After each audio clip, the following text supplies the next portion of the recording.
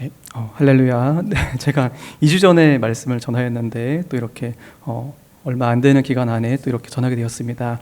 지난번에 시간이 약간 좀 작아서 저에게 주어진 시간이 작아서 짧게 전했는데요. 오늘은 그냥 시간이 적절하게 있으니까 적절하게 또 전하겠습니다. 또 시간이 적절하고 또 하나님의 은혜라고 생각됩니다. 네, 제가 한번 질문을 드려보겠습니다. 한번 두 가지 질문을 드릴 텐데요. 예 또는 아니오로 답해 주시면 감사하겠습니다. 첫 번째 질문입니다. 예수님의 십자가는 어떠한 죄인이라도 구원하시는 능력이 있습니다. 네.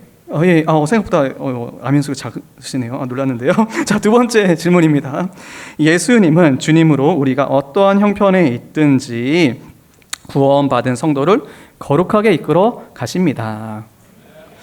이상하네. 이게 더 크네요. 원래 첫 번째가 되게 크고 이 두 번째가 되게 작을 줄 알았는데 감사합니다. 보통 이제 생각해 보면은 예수님의 구원에 대해서 우리가 구원받은 것은 확신하는 편이고 이게 큰데요. 제가 그래서 예 소리가 클 거라 생각을 했는데요. 그런데 현재 내 삶에서 구원을 이루시고 역사하시는 것에 대해서 예수님이 주님이시라는 것, 주되심에 대한 그 확신은 좀 부족한 것 같습니다. 근데 우리 행복한 교회 성도님들 그러지 않으신 것 같아요. 또 감사합니다. 그렇지만 오늘 말씀을 통해서 예수님께서 얼마나 권능이 있으신 주님이시라는 것을 다시 한번 확인해 보고 또한 우리의 구원을 이끄시는 것에 대하여서 더 확신하면 좋겠다라는 마음으로 말씀을 준비했습니다. 오늘 저희가 읽은 본문은 6절에서 13절입니다. 이 내용은 예수님께서 아주 강력한 귀신 들린 사람에게서 귀신을 쫓아내는 그런 말씀입니다. 하지만 앞뒤 본문도 좀 이야기하면서 말씀을 나누고자 하는데요. 먼저 1절에서 5절은 이 귀신 들렸던 사람이 처했던 비참한 상황에 대해서 좀 이야기를 합니다. 귀신 들린 사람이 처했던 비참함은 스스로 빠져나올 수 없었다는 것입니다. 예수님께서 바다 건너편 거라사인의 지방에 가시자 무덤 사이에 사는 귀신 들린 사람이 예수님을 만나러 나왔습니다. 저희 3절을 같이 읽어보겠습니다. 3절입니다. 자, 시작.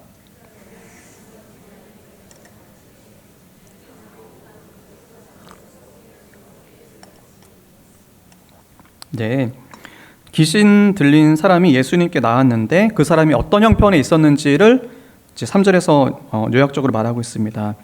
이 사람이 사는 데는 어디인가요? 그 마을 동네 집인가요? 아니면 무덤 사이인가요? 무덤 사이에서 산다고 합니다. 사실 무덤 사이에 사는 사람 없죠. 네, 그런데 홀로 떨어져서 아주 음산하고 어두운 곳에 살고 있었죠. 그리고 이 사람은 아무도 그를 새 사슬로도 맬 수 없었다라고 하고 있습니다. 집에라도 있으면 좋은데, 그러니까 집에 방에 갇혀서 격리되더라도 그래도 가족과 함께 있으면 좋은데 그렇게 못하는 이유가 쇠사슬로 매어서 그를 집에 머물게 할 수 없었다는 이유입니다. 그리고 4절을 보시면 여러 번 손과 발을 새 사슬과 새 고랑으로 묶어 가두려 했는데 어디서 그런 힘이 나왔는지 여러 번 다 끊고 벗어났다고 합니다. 그리고 또 강조되는 표현이 아무도입니다. 아무도 그를 제어할 힘이 없었다라고 합니다.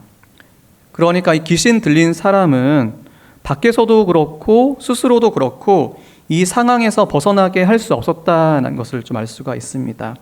그리고 5절을 보시면 밤낮 무덤 사이에서나 산에서 늘 소리를 질렀다라고 합니다.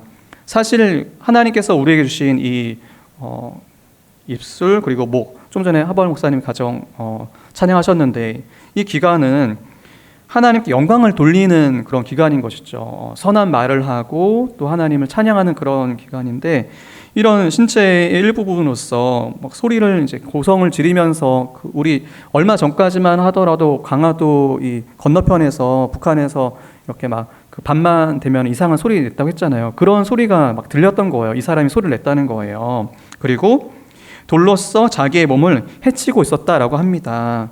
하나님의 형상인 우리 몸이지 않습니까? 이 형상을 소중히 여기고 아껴서 하나님의 선한 일을 하는데 힘써야 되는데 귀신이 그렇게 하지 못하게 한 거예요. 막 이렇게 자해하고 막 한번 피도 흘리고 힘도 빠지고 그러면서 또 힘은 또 어찌나 센지 이렇게 하고 있었던 거죠. 이 사람의 모습은 극적으로 하나님이 없이 사탄의 지배에 빠진 사람의 모습을 좀 보여준다고 생각됩니다. 이런 모습은 첫째, 하나님의 존귀한 모습을 다 잃어버립니다. 하나님을 찬양하는 대신에 의미 없는 외침과 몸부림으로 살아갑니다. 이 사람이 이제 귀신 들러서 이렇게 막 보여지지만 하나님 없이 살아가는 삶의 모습도 어떻게 보면은 이런 모습이라고 볼 수 있을 것 같아요. 말을 많이 하고 행동을 많이 하지만 그것이 하나님을 위하여서 이웃을 위하여서 열매 맺지 못하는 삶이라고 볼 수 있겠죠. 그리고 스스로의 힘으로 이 비참함에서 빠져나올 수 없었다는 것입니다. 어떤 도덕이나 윤리나 교육의 사슬로 사탄이 휘두르는 제일 강력한 힘을 제압하려고 해도 그 사탄의 강력한 힘 앞에서 여지없이 끊기게 된다는 것입니다. 그래서 제된 모습이 잠시 억눌리는 것 같지만 곧 그 모습을 드러내게 될 것입니다. 그리고 우리는 이렇게 말하죠. 하나님을 떠난 이 죄인은 영적으로 죽은 사람들이어서 하나님을 알 수도 없고 하나님을 위해서도 살아갈 수가 없다라고 할 수 있죠. 이런 비참한 가운데에 있었던 우리를 예수님께서 찾아와 주시고 우리를 구원하여 주신 은혜가 얼마나 큰지 생각해 볼 수 있겠습니다. 우리를 이런 비참함 가운데서 구원하여 주신 것에 대해서 감사하며 찬양해야겠죠. 그리고 이런 우리를 불쌍히 여기시고 찾아와 주신 예수님께 감사해야 할 것입니다. 또한 한편으로는 아직까지도 이런 비참한 가운데 있는 주변에 계신 분들을 바라볼 때 이런 마음으로, 불쌍한 마음으로 바라봐야겠습니다. 그리고 오늘 읽었던 본문인 6절부터 13절에서 예수님께서 얼마나 권능 있는 주님으로서 이런 비참한 사람을 회복하시는지를 말합니다. 이렇게 어떠한 사람도 그리고 쇠사슬로도 묶을 수 없었던, 맬 수 없었던 사람이 예수님 앞에서는 쩔쩔 맵니다. 벌벌 떱니다. 그리고 그 사람을 사로잡던 강력한 귀신을 예수님께서 쫓아내십니다. 이 두 가지를 보려고 합니다. 먼저 6절을 보시면은 귀신 들린 사람이 멀리서 예수님을 보고 달려와 절한다라고 합니다. 갑자기 뭐라고 하죠? 악동이 선생님 없을 때 막 개구장이처럼 이렇게 장난치다가 선생님 오면은 갑자기 모범생으로 변하는 것처럼 이 귀신 들렸던 사람도 망나니처럼 이렇게 행동하다가 예수님한테는 예의 있게 행동을 합니다. 특이한 표현이 멀리서 보고 알아본 거죠. 그리고 어떻게 했습니까? 달려왔습니다. 달려오면서 어떻게 했습니까? 절을 하였습니다. 우리 축구 골 넣고 세레모니 할 때 달려가면서 약간 무릎 꿇으면서 슬라이딩 하면서 뭐 세레모니 하지 않습니까? 근데 이 사람은 어떻게 했어요? 달려가면서 절했어요. 뭔가 급했던 것 같아요. 이게 되게 급했어요, 지금. 그러면서 7절에서 아부와 간청을 합니다. 저희 7절을 같이 읽어보겠습니다. 자, 시작.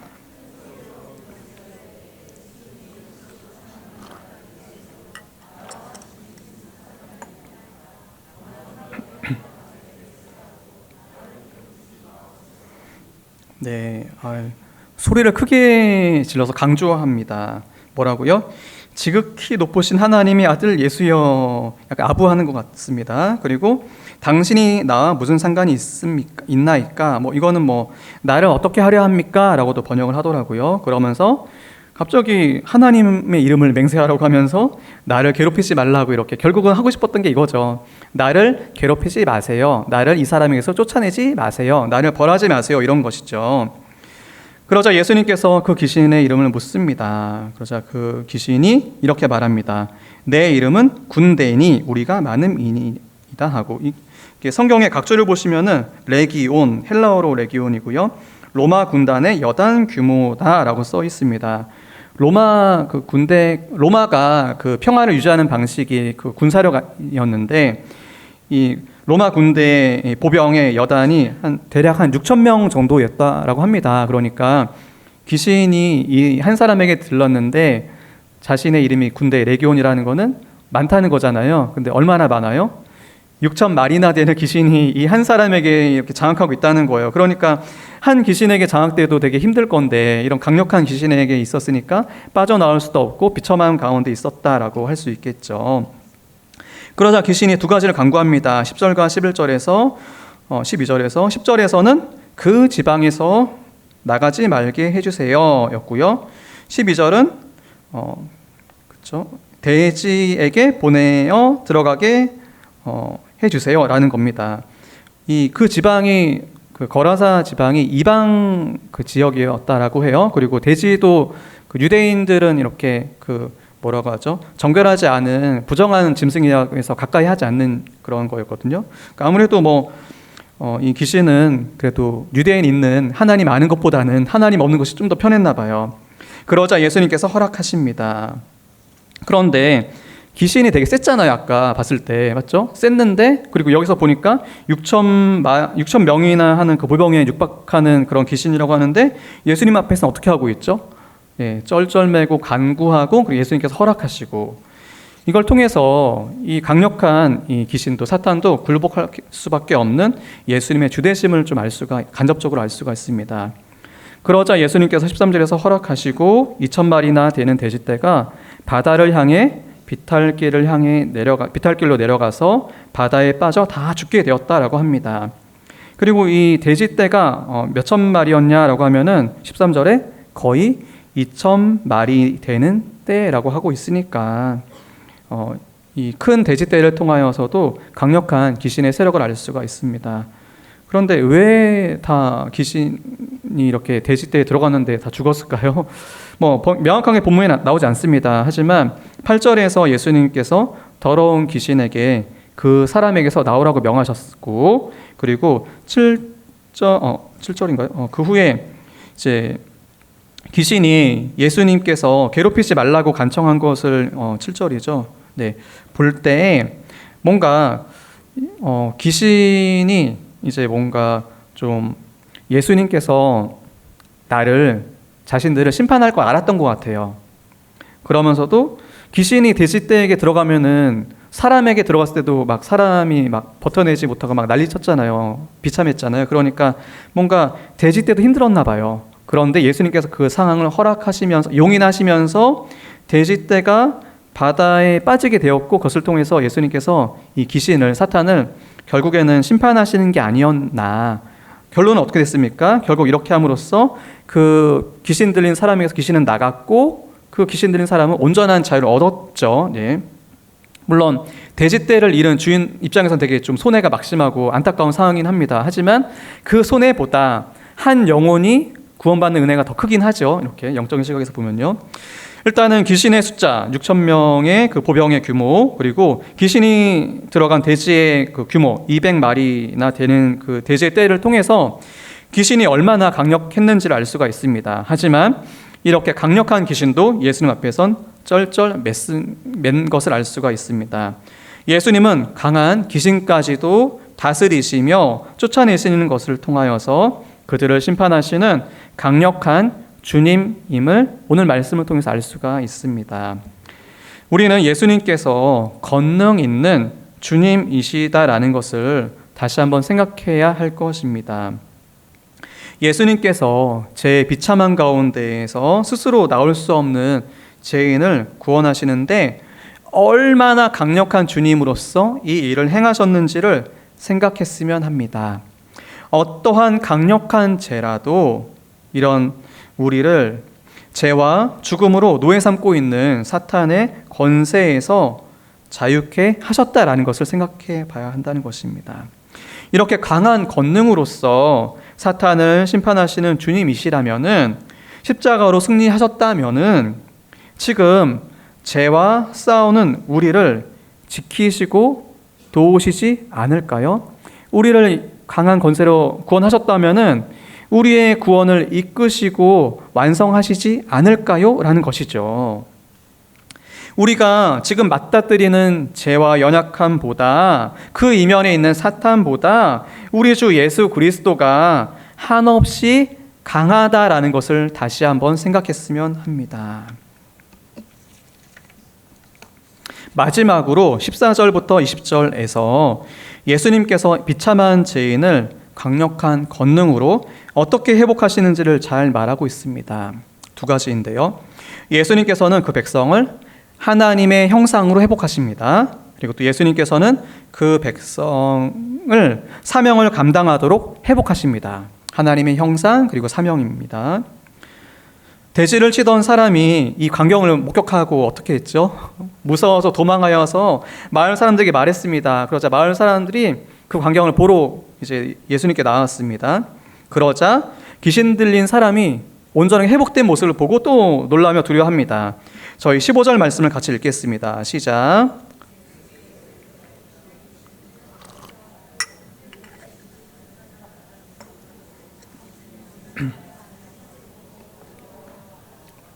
예, 아멘.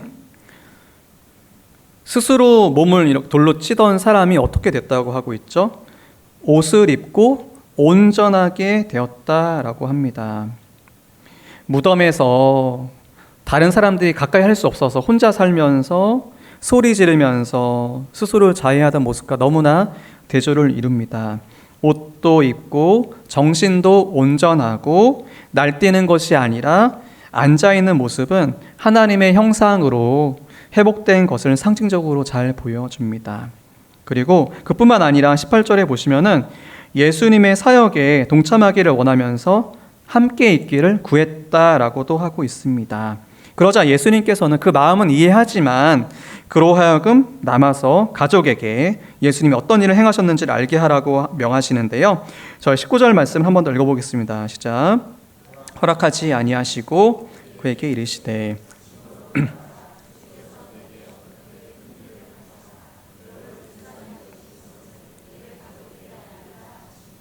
네, 아멘. 사실 가족 입장에서는 가장 그리웠던 사람이 그 귀신 들린 사람이지 않았겠습니까? 가족이라서 사실 품어주고 싶은데 품을 수는 없고 또 가까이 하고 싶은데 그럴 수는 없고 했는데 예수님께서는 먼저 그 가족에게 가라고 하신 것 같아요. 이 가족의 상실감, 가족의 아픔을 먼저 만져주신 것 같고요. 그러면서 어떻게 표현하고 있죠? 이게 정말 큰일이다. 그리고 내가 너를 불쌍히 여겼다. 이 소식을 먼저 가족에게 말하라 라고 하고 있어요. 아마 이 분은 이 이방 지역이니까 이방 지역에서 예수님 믿는 1세대가 되었는데 믿음의 1세대로서 먼저 가족에게 이 인을 전해라고 한 거죠. 그리고 20절에 보면은 그가 가서 자기에게 어떻게 큰일 행하였는지를 가족에게도 전파했을 뿐만 아니라 어떻게 말하고 있죠? 데가볼리에도 전파하니까 모든 사람이 놀랍게 여겼다라고 하고 있습니다.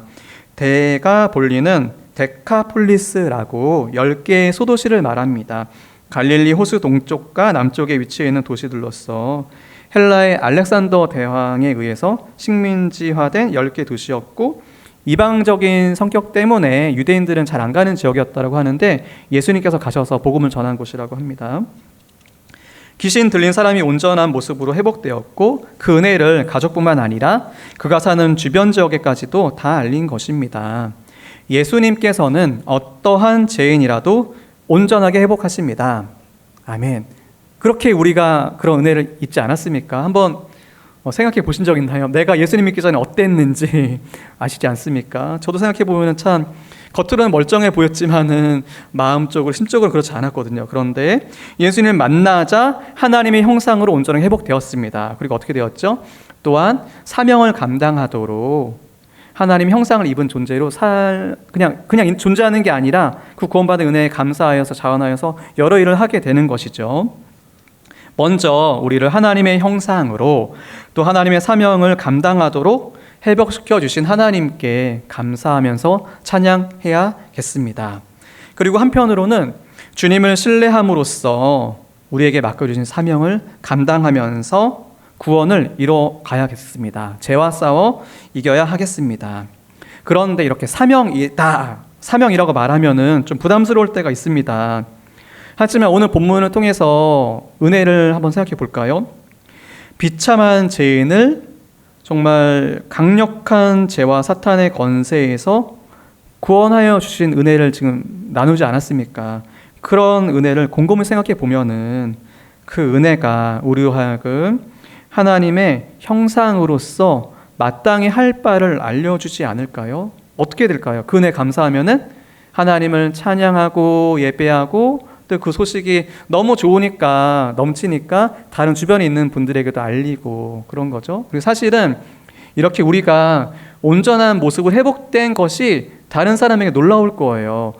뭐 성도님들이 다 신앙이 다 달라서 어리셨을 때부터 이제 교회 다니신 분도 있을 거고 이제 그냥 평범하게 사시다가 나이 들어서 늦게 예수님 믿은 분 계실 거예요. 그러면은 약간 좀 보통 늦게 믿으신 분이 믿기 전과 믿은 후가 좀 달라지잖아요. 이렇게요. 그러면 뭐 아내 되시는 분이나 남편 되시는 분도 아니면 직장에 있는 분이나 가족분도 너 왜 그래 이렇게 좀 알아차릴 만한 그 변화가 있잖아요. 그런 모습이 우리 가운데 있었던 건데 그런 은혜가 우리에게 있었고 그냥 그게 한순간 어떻게 보면은 그냥 구원 받을 때만 있다가 사그러지는 게 아니라 하나님께서 주신 은혜를 따라서 그 은혜가 계속 넘쳐서 또 전하는 그런 식으로 생각하다 보면은 이게 부담이 아닐 건데요. 제가 한번 여쭤보겠습니다. 주님께서 우리 가운데 일하심을 믿습니까? 네, 아멘. 예. 그렇다면 이 주님께서 강력한 권능을 가지신 건 말씀 보면 알겠는데 우리의 삶에서 잘 안 보이지 않습니까? 근데 이것이 어디에서 보이시는지 아실까요? 이 하나님께서 교회 머리로 세우신 예수님께서 어디에서 이 권능을 행하시는지 아실까요? 힌트가 제가 말한 그 내용이 있어요. 네, 교회에서입니다. 교회에서. 그래서 개인적으로 거룩을 하려고 하면 힘듭니다. 그런데 교회에서 하나님께서 교회를 통하여서 강력한 권능을 행사하시는데요. 어떻게 행사하시냐면은 교회에 허락하신 은혜의 방편, 수단을 통해서입니다. 혹시 지난 수요 예배에 오셨던 분들 그 9가지 은혜의 방편 혹시 기억나실까요? 첫 번째가 말씀, 두 번째가 세례, 세 번째가 성찬, 네 번째가 기도, 다섯 번째가 예배입니다. 그리고 여섯 번째가 교회 건징이고요. 그리고 일곱 번째가 헌금, 그리고 여덟 번째가 교제, 그리고 아홉 번째가 전도. 9가지였네요. 9가지. 이런 은혜의 다양한 방편들을 통하여서 우리를 다스리시면서 우리에게 복을 주시면서 혼자서는 할 수 없는 거룩을 이뤄가게 하시면서 예수님을 닮아가게 하고 있다는 것이 얼마나 큰 은혜인가요? 네, 이러면서도요, 또 우리는 또한 마지막으로 다른 사람을 예수님의 시선으로 바라보면서 불쌍히 여기면서 그가 온전해지도록 도와야겠습니다. 이런 나를 불쌍히 여기신 하나님께서 나뿐만 아니라 다른 사람도 심지어 교회 안에 있는 지체도 불쌍히 여기심을 알고 나 또한 다른 사람을 다른 지체를 불쌍히 여기며 어떻게 불쌍히 여기기만 하면 될까요? 찌찌찌 하면 될까요? 그게 아니라 그가 온전해지도록 섬겨야겠습니다. 때로는 내가 아니면 때로는 다른 사람이 어리고 더디게 잘하는 것처럼 보일지라도 하나님의 은혜로 그가 온전해지도록 또 사실은 이런 나를 위해서 다른 성도님들이 또 기도해 주시고 계시고 또 성령도 기도해 주시고 계시죠. 그리고 나도 그를 위해서 기도하며 실제로 도와야겠죠. 어떻게 도우냐 하면은 각자 성도님들에게 주신 은사를 따라서 도우시면 될 거예요. 뭐 말씀과 찬양과 뭐 섬김과 봉사 여러 가지 있을 겁니다. 자, 말씀을 마치려고 합니다. 로마서 8장 32절 말씀이 이렇게 말하고 계십니다. 자기 아들을 아끼지 아니하시고 우리 모든 사람을 위하여 내주신 이가 어찌 그 아들과 함께 모든 것을 우리에게 주시지 아니하겠느냐. 우리를 구원하여 주신 하나님께서 우리의 구원을 이끄시며 모든 은혜를 주신다는 그런 말씀인데요. 오늘 말씀을 정리해 보겠습니다. 예수님은 강력한 권능을 가지고 계시는 주님이셨고 이시고 이실 것입니다. 그리고 스스로 죄와 사탄에게서 빠져나올 수 없는 우리를 구원하시고 구원하실 것입니다. 우리를 그래서 하나님의 형상으로 하나님의 사명을 감당하도록 회복시키셨습니다. 이런 주님은 신뢰하고 의지하는 행복한 교회의 모든 성도님들이 되시기를 예수님의 이름으로 기도합니다.